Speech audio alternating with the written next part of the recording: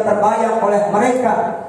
Mereka akan dihormati karena punya prestise dan harga diri. Betul? Betul? Mereka punya harta berlimpah sehingga hidup mereka dimanjakan dengan kesenangan karena harta berlimpah. Astaga. Maka kita harus menciptakan generasi Qurani. Anak-anak kita harus kita didik, tanamkan iman, tanamkan nilai-nilai agama, supaya kelak mereka insya Allah mudah-mudahan memimpin negara ini dengan benar. Amin. Dengan jujur. Amin.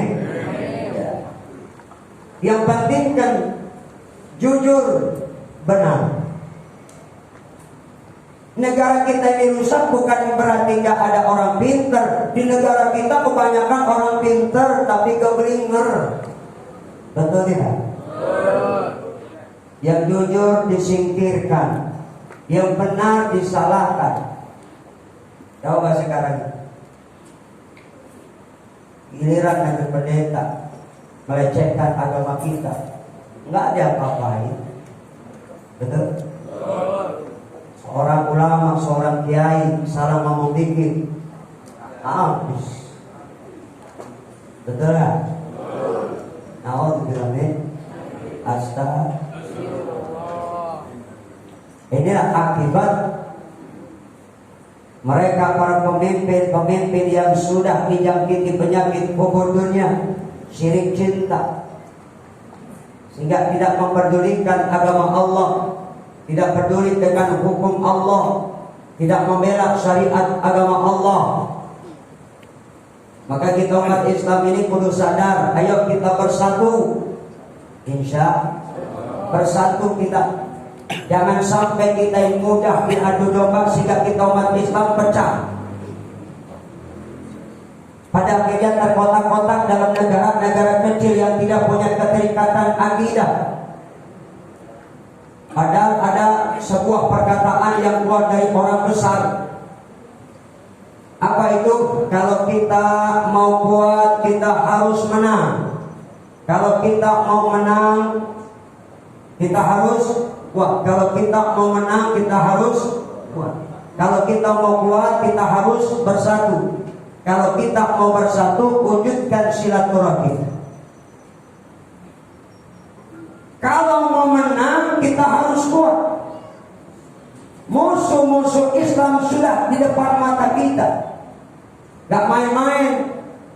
Sekarang ini negara ini bakal hilang Indonesia di tengah-tengah kita, yang ada nanti muncul Indochina.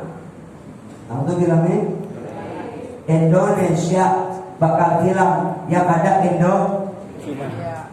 Padahal Indonesia, apa artinya Indonesia itu? Pak, ibu-ibu, Indonesia tahu? Udah lama-lama di Indonesia gak tahu artinya. Indonesia, Indo itu artinya Indonesia, itu artinya Mekah. Indonesia hidup yang Mekah. Memang satu saat bakal jadi induk yang megah, bakal maju, bakal menjadi negara super power. Kapan? Nanti setelah terjadinya perang dunia ketiga. Ya masih lama juga sih. Akan ada muncul kebangkitan Islam. Tapi memang begitu. Di awal dengan kehancuran Islam, dan ini sekarang berawal. Kita semuanya perlu sadar. Yuk, kita jaga persatuan dan kesatuan. Insya Allah. Mau menang harus kuat. Umat Islam harus kuat. Pertama, perkuat iman kita, perkuat akidah kita, perkuat ekonomi kita. Kalau iman lemah, akidah lemah, ekonomi lemah, kadal fakru ayyakuna kufran. Berapa banyak umat Islam yang lemah iman, akidah dan ekonominya, mereka akhirnya terjebak dalam kekafiran. kekufuran, betul. Ya, kita umat Islam harus kuat. Mau kuat harus bersatu. Mau bersatu wujudkan silaturahim, jangan putus-putus silaturahim. Karena memang ini perintah agama, ajaran Nabi. Ada silaturahim harian, sholat berjamaah di masjid. Ada silaturahim mingguan, sholat Jumat berjamaah. Ada silaturahim tahunan, Idul Fitri, ada. Ada silaturahim di mana kita ngaji setiap bulan, alhamdulillah. Karena memang begitu penting silaturahim. Kalimatnya kan pendek tapi artinya luas, maknanya dalam. Terdiri dari dua suku kata bahasa Arab. Pertama sila, yang kedua rahim. Sila akar kata wasala, artinya menyambung. Kalau kita ucap sila maknanya berubah karena bentuknya masdar menjadi persambungan. Apa yang dimaksud? Persambungan manusia. Manusia yang mana? Manusia zaman dulu kan mati. Allah sambung dengan manusia zaman sekarang. Betul. Orang zaman sekarang ini mati kita. Nanti disambung dengan orang yang akan datang, keturunan kita. Jadi orang dulu orang sekarang orang yang akan datang kakek nenek. Kanan nasu ummatan wahidah, bahwa semua kita manusia kata Allah umat yang satu. Kita ini kan bukan siapa-siapa. Saya datang kemari gak merasa jadi orang lain. Saya ini saudara, ibu saudara bapak saudara saya, ibu saudara saya. Kenapa? Diikat dengan kalimat tauhid, kalimat tahlil. Halala yuhallilu tahlilan. Jadi kalimat tahlil itu asal katanya halala yuhallilu tahlilan. Apa bunyi kalimatnya? La ilaha illallah.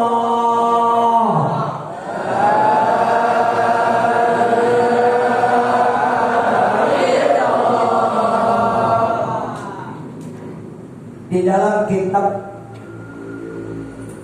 yang berjudul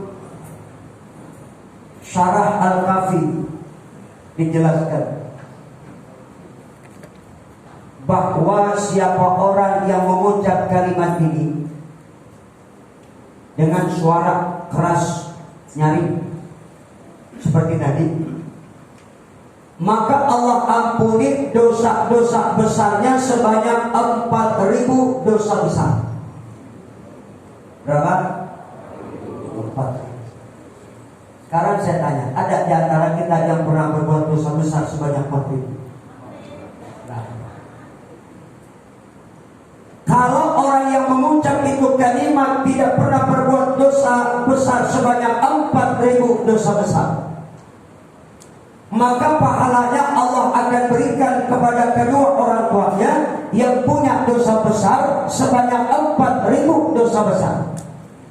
Kalau orang tuanya pun tidak punya dosa besar sebanyak 4.000 dosa besar, maka pahalanya Allah berikan kepada saudara-saudaranya yang punya dosa besar sebanyak 4.000 dosa besar. Dan kalaupun saudaranya tidak punya dosa besar sebanyak 4.000 dosa besar, maka pahalanya dibagikan kepada semua tetangga-tetangganya. Satu kampung ini semuanya kebagian pahalanya. Alhamdulillah. Luar biasa. Bahkan dengan kalimat ini Rasul masih memberikan syafaat. Nanti pada hari kiamat di padang mahsyar baginda Rasul menjadi orang yang paling sibuk ngurusin umat. Begitu dilihat ada umatnya di dalam neraka, Rasulullah menangis Betapa banyak umatnya di dalam neraka menangis Rasulullah dengan menangis dalam sujudnya, menangis dengan tangisan yang luar biasa. Apa yang terucap dari lisan baginda Rasul ketika bersujud, Allahumma sallim sallim, Allahumma sallim sallim, Allahumma sallim sallim. Rasulullah berdoa, ya Rabb, selamatkan umatku yang di dalam hatinya masih ada iman seberat biji korma. Diangkat itu umat yang ada di dalam neraka, dimasukin ke dalam surga. Alhamdulillah. Masih doa juga, ya Allah, selamatkan umatku yang di dalam hatinya masih ada iman walau seberat biji jagung. Diangkat dari neraka, masukin surga.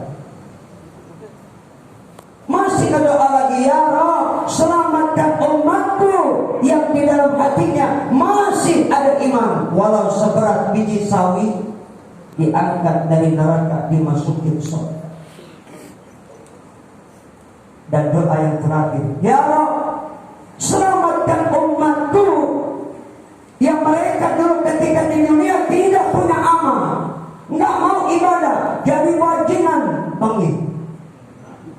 Udah bajingan pengik, nggak punya amal. Karena jadi bajingan pengik, mabok, iya, yang diminum sampahnya, pulaunya, martini, vodka, AO, Manson, topi piring, brandy, whisky. Yang ditegak narkoba, butau, sabu-sabu, betidin, amfetamin, simidin, sididin ditegak. Astaga. Merampok iya, begal iya, bunuh iya, merkosa iya. Gak punya amal. Tapi pernah mengucap kalimat La ilaha illallah Muhammadur Rasulullah. Bisa diangkat dari neraka, masukin ke surga. Makanya ini kalimat kita sering ucap dan sering kita baca, kita amalkan. Sudah pasti yang duduk di majelis ilmu, majelis zikir, pasti selalu mengucap itu kalimat. Betul? Bahkan tiap habis sholat kalau perlu 100 berapa? Ya. Supaya apa? Kalau lidah ini terbiasa mengucap itu kalimat, nanti begitu sakaratul maut datang, maka lidah kita akan ringan mengucap itu kalimat. Walaupun ini kalimat pendek, anak TK pun hafal, jangan harap nanti seketika sakaratul maut datang mudah kita ucapkan. Padahal kata Nabi, man akhiru kalamihi la ilaha illallah dakhala jannah. Cuman kan susah. Siapa orang yang di akhir hidupnya mengucap kalimat la ilaha illallah masuk surga?